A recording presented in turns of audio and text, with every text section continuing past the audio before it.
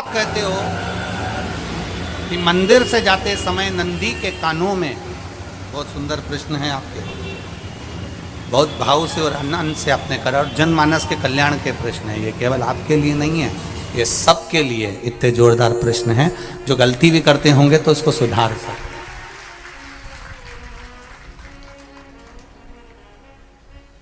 आपने कहा कि नंदी के कानों में कहना चाहिए, लोग हंसते हैं, कहते हैं बताओ वो नंदी के कानों में भगवान को कहना चाहिए। वैसे तो हम आपको एक बात बता दें कि दुनिया के लोग किसी दूसरे धर्म की कभी हंसी नहीं उड़ाते। दुनिया के लोगों को दूसरे का धर्म अच्छा लगता है। दुनिया के लोग सबसे ज्यादा हंसी उड़ाते हैं तो हमारे सनातन धर्म की ही उड़ाते हैं, और जी खुद उड़ाते हैं, दूसरा उड़ाने वाला नहीं होता। दूर के ढोल हमें समझ में आते हैं, उसका धर्म हमें समझ में आ गया, उनके यहाँ क्या है, ऐसा है, आओ कुछ नहीं, उनके धर्म में ऐसा है, कितना आनंद हमें दूसरे के धर्म में लग रहा है, और हमारा सनातन धर्म हमको बुरा लगता है। हमारे सनातन धर्म हमें बुरा लगने लगा। अरे भाई, लोग कहते हैं कि नंदी के कान में कहते हो, ये कोई हमारे पुराणों में या शास्त्रों में लिखा है? भगवती बहन साहू, आपको धन्यवाद देना चाहूंगा और एक बात कहना चाहूंगा,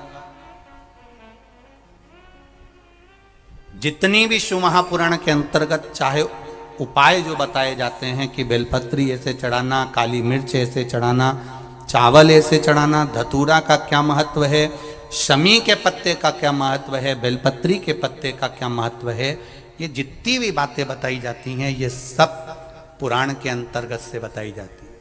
अब दुनिया के लोग इसको चाहे टोटका कह दें, चाहे दुनिया के लोग इसे टोना कह दें, पर पुराण से हटकर कुछ नहीं। और आप लोगों को अगर बोला है कि नंदी के कान में कहकर भगवान शंकर के मन में बात पहुंचे, तो ये क्यों कहा, तो ये भी हमारी शिव महापुराण में लिखा है, जलंधर के चरित्र में। कोई आपसे कहे कि नंदी के कान में बोलने से क्या होता है, ये जलंधर का चरित्र कह रहा है। मां पार्वती जी का हस्त कमल पकड़कर जलंधर लेकर जाने लगा।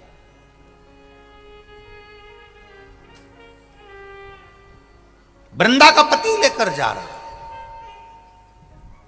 वृंदा तो भगवान की भक्ति में लीन रहती थी, उसको तो जलंधर को सबसे ज्यादा तकलीफ थी नारायण से, पर शिव के पास आ गया, क्योंकि ईर्षा प्रवृत्ति, अभी कथा में कहा, कोई कोई ऐसा होता है जिसको तुमसे बेर नहीं होता तो भी अंदर से ईर्षा जाग जाती है। कोई कोई ऐसा होगा जिसको अंदर से ईर्षा जागती है, अपने आप अंदर से ईर्षा जागती है, उसका कोई बेर नहीं, पर ईर्षा जाग रही, भीतर से ईर्षा जाग। ना आप उससे मिले हो, ना कभी वो आप उसके सामने बैठे हो। कई लोग किसी ना किसी की बुराई करते हैं तो हम लोग पूछ भी लेते हैं, क्यों साहब उनसे मिलकर आए हो क्या तुम? कभी नहीं मिल किया है, कभी उनका सामना हुआ नहीं हुआ, तो फिर बुराई क्यों कर रहा? एक ने कर दी थी इसलिए हमारे ध्यान में था तो हमने भी कर दी। लो, वो कुआं में डूब के मरेगा तो तू भी मरेगा का? नहीं। नंदी सामने बैठा है, गणेश जी को मालूम पड़ गया, कार्तिकेय को मालूम पड़ गया, मां पार्वती जी का हस्त कमल जलंधर ने पकड़ लिया और लेकर चला। मालूम पड़ गया, तब नहीं रहा गया। गणेश जी को क्रोध आ गया और गणेश जी महाराज आए, शिव जी को जगाने लगे, पिताजी पिताजी पिताजी कर कर जगाया, उठो पिताजी, पिताजी उठिए, पिताजी जागिए, पिता को जगा रहे हैं। भगवान शंकर नहीं उठे, तप में लीन थे। क्या करें हम? जलंधर के पास में इतना बल है, इतना बल है, और पिता की आज्ञा नहीं होगी तो हम कैसे मार देंगे इसको? मारने को तो हम मार दें। मां ने आज्ञा करी थी कि जलंधर उसको तारकासुर को मार दो, तो कार्तिकेय ने तारकासुर को मार दिया। शिव जी की आज्ञा नहीं तो हम इसको कैसे मारें? क्या करें? सब कुछ गणेश जी ने देख लिया, शंकर जी के ऊपर बहुत बहुत बहुत बहुत प्रार्थना कर कर देख ली, पर शंकर जी नहीं जागे। तब आखिरी में विनायक ने, गणेश ने, जितने लोग आस्था चैनल पर कथा सुन रहे हैं, जितने लोग फेसबुक यूट्यूब पर कथा सुन रहे हैं, इस बात को याद रखना कि नंदी के कान में कहने से क्या होता है वो ये इस कथा से सीख लेना। आखिरी में गणेश जी को लगा किसको कहूँ, शंकर जी भी तप में हैं, नंदी भी तप में हैं, मैं किसको कहूँ? शिव जी को कह के कर थक गया, पिताजी को बोल बोल कर थक गया, पिताजी जागते नहीं। अब मैं किसको कहूं ये बात, किससे कहूं?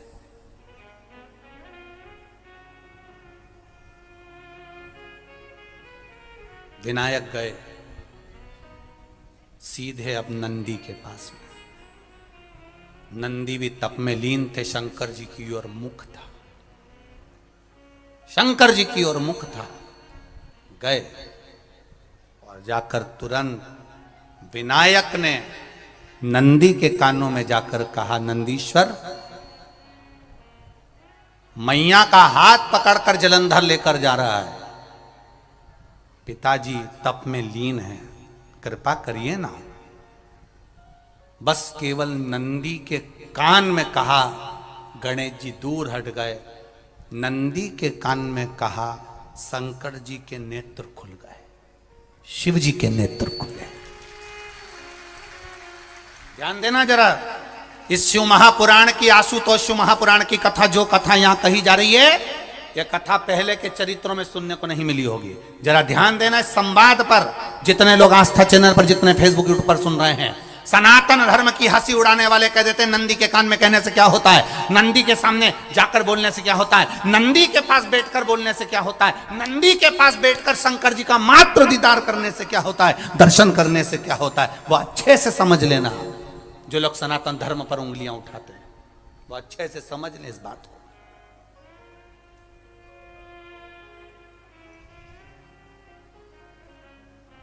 क्या होता है, नंदी तप में लीन, शिवजी तप में लीन, शिव नहीं उठ रहे। विनायक ने नंदी के कानों में जाकर कह दिया, नंदी के कान में जाकर कहा, नंदी के नेत्र नहीं खुले। नेत्र किसके खुले? जम के बोलो, महादेव के खुले हैं, शिव जी के खुले हैं। ये मन का तार, नंदी शंकर की आराधना कर रहे थे, शिव अपनी भक्ति में डूबे थे। यहां कहा, यहां पहुंचा, जो दिल में था उस तक बात पहुंच गई। नंदी के दिल में शिव थे, तुम कहे, नंदी ने शंकर तक बात पहुंचा दी। वो सूत्र जो बंधा था दिल से दिल तक का, वो पहुंच गया। वो सूत्र जो दिल से दिल तक बंधा हुआ था, मन से बंधा हुआ था, खबर वहां तक पहुंच गई, खबर पहुंच गई। उसको जानो, लुटाइए, ये मौका मिला है आनंद का, दिल से प्रेम लुटाओ। नंदी से कहा, नंदी ने देवादिदेव महादेव से नहीं कहा। केवल नंदी आंख बंद कर कर बैठे थे, कहते से ही भगवान गणेश के शब्द शिव जी तक पहुंच गए। शिव जी के नेत्र खुल गए और उन्होंने जलंधर के पास पहुंचकर पार्वती जी का हस्त कमल छुड़वाया। जरा विचार करिएगा, आप नंदी से कहते हो मेरे महादेव तक बात पहुंच जाती है, आपको केवल नंदी से प्रेम से कहना है, नंदीश्वर मेरे बाबा, ए मेरे बाबा, आप रोज शिव जी को लेकर भ्रमण पर निकलते हो, मुझे बहुत दुख है, आप मेरे दुख को मिटाने के लिए मेरे दरवाजे पर क्यों नहीं आते? नंदीश्वर से कहा, शिव जी तक बात पहुंच जाएगी, शंकर के नेत्र आपके लिए खुल जाएंगे और महादेव आपके यहां खड़ा मिलेगा, मेरा महादेव आपके पास में खड़ा मिलेगा। आशुतोष महापुराण की कथा कहती है, लोग कहते हैं नंदी को कहने से क्या होता है, ये शिव तत्व की कथा आशुतोष शिव महापुराण कह रही है। कहा वहां तक पहुंचा, दिल से दिल का कंठ। जो भगवान नंदी के कानों में कुछ कहकर आते हैं, बोले हो कभी? सीधे बोल देते हो क्या जाकर? नंदी के कानों में कहने का भी एक तरीका है, आप लोगों को मालूम होगा वो तरीका, नहीं मालूम? बेलपत्री की जो डंडी रहती है ना, बीच का जो भाग है, ध्यान दिए ना जरा सा, ये बीच की जो डंडी है, फिर से देखिए, बेलपत्री के 2 पत्ते और उसके पास में जो बीच की जो डंडी का भाग है, दिख रहा है आप लोगों को? ये 2 डंडी, ये बीच की 2 पत्ती और उसके बीच में जो 2 डंडी का भाग होता है। जब हम देवादिदेव महादेव से कोई बात कहने वाले होते हैं ना कि बाबा बहुत दुखी हूं, बाबा बहुत तकलीफ चल रही है, बाबा मैंने एक कंपटीशन एग्जाम में परीक्षा दी है, बाबा मेरे जीवन में ये तकलीफ हो रही है, बाबा, तब इस बेलपत्री की जो ये डंडी होती है, इस उंगली से, इस अंगुष्ठ से इस डंडी को पकड़ा जाता है और बाबा के कर्ण में कहने से पहले ये हाथ को नंदी के ऊपर रखकर फिर हम बाबा के नंदी के कानों में कहते हैं और चलते समय इस बेलपत्र को अशोक सुंदरी की जगह पर चढ़ाकर वापिस सजाते हैं। देव अधिदेव महादेव को पार्वती की बात मानना ही पड़ती है और वो कहना ही। ये बेलपत्र की महत्व है। ये जितना फल एक बेलपत्र की पत्ती में, उतना की उतना फल। हम आपसे फिर कहेंगे, कभी मौका मिल जाए जिंदगी में, कभी तुम्हारे जीवन में अगर मौका मिले और कहीं बेलपत्री का वृक्ष मिल जाए जिसकी छांव तुम्हारे ऊपर पड़ रही हो, तुम्हारे ऊपर अगर बेलपत्री की छांव पड़ रही हो, उसके नीचे बैठकर कभी मौका मिले, एक बेलपत्री का पत्ता मात्र रखकर आप शिव जी का नाम लेकर जल भी अगर समर्पित कर रहे हो ना, तो वो 12 ज्योतिर्लिंग को जल चढ़ाने के बराबर फल प्रदान कर। एक बेलपत्री का पत्ता, एक बेलपत्री का वृक्ष, एक बेलपत्री के वृक्ष की छांव हमारे जीवन को कृतार्थ कर देती है, धन्य कर देती है, कृतार्थ। कभी भी शंकर के मंदिर में जाओ, शिव जी का पूजन कर जब वापिस आओ, तो शंकर भगवान के मंदिर में जो बाहर नंदी बैठता है, उसके कानों में ओम नमः शिवाय बोलकर अपने मन की कामना उसके कानों में बोलकर आप आ जाइए, आपकी कामना 3 महीने में पूरी हो जाती है। नंदी के ईश्वर भगवान का स्मरण करिए। अगर 7 बेलपत्र आप शंकर को समर्पित करते हो तो 1 बेलपत्र नंदी भगवान पर भी अवश्य समर्पित करो। नंदीश्वर भगवान शिव को समर्पित, 1 बेलपत्र नंदी के ईश्वर की ओर चढ़े। और बहुत ध्यान दीजिए महाराज, अगर कोई काम अटक रहा है, नहीं हो रहा, बहुत प्रयास करा, तो भगवान शंकर के मंदिर में 5 बेलपत्र चढ़ाइए। और शंकर भगवान की जो छोटी लड़की है अशोक सुंदरी, आपको बताया था ना अशोक सुंदरी का स्थान, भगवान शंकर की 6 लड़कियां हैं, उसमें से सबसे छोटी लड़की अशोक सुंदरी की जगह पर 1 बेलपत्र चढ़ाइए। फिर 1 बेलपत्र नंदीकेश्वर पर चढ़ाइए और नंदीकेश्वर पर चढ़ाने के बाद भगवान शंकर के मंदिर के बाहर चौखट पर दिया लगा दीजिए साइड में, और फिर अपने घर पर आ जाइए, आपका कार्य सफल होना प्रारंभ हो जाएगा। नंदीकेश्वर भगवान नंदीकेश्वर का स्मरण कर लेने पर जीव आनंद सुख की अनुभूति करता है, आनंद सुख को पाता। भगवान नंदीकेश्वर का स्वरूप पूरी दुनिया में केवल एक केदारनाथ ही एक ऐसा है जहां पर ओम कुंड विराजमान है। कौन सा कुंड है वहां पर? ओम कुंड। जो बच्चा हकलाता है, तोतला बोलता है या गूंगा होता है, जिसकी वाणी नहीं होती, वो अगर ओम कुंड पर जाकर ओम बोलने का प्रयास करता है तो जितनी देर तक उसके मुंह से घुन्न की आवाज निकलती है, उतनी देर तक ओम कुंड में से पानी का बुलबुला निकलता रहता है। और 7 या 8 बार बोलने से व्यक्ति हकलाना छोड़ देता है, तोतला बोलना छोड़ देता है, उसकी वाणी आ जाती है। वो ओम कुंड केदारनाथ जी में बसता है। कहां बसता है? केदारेश्वर।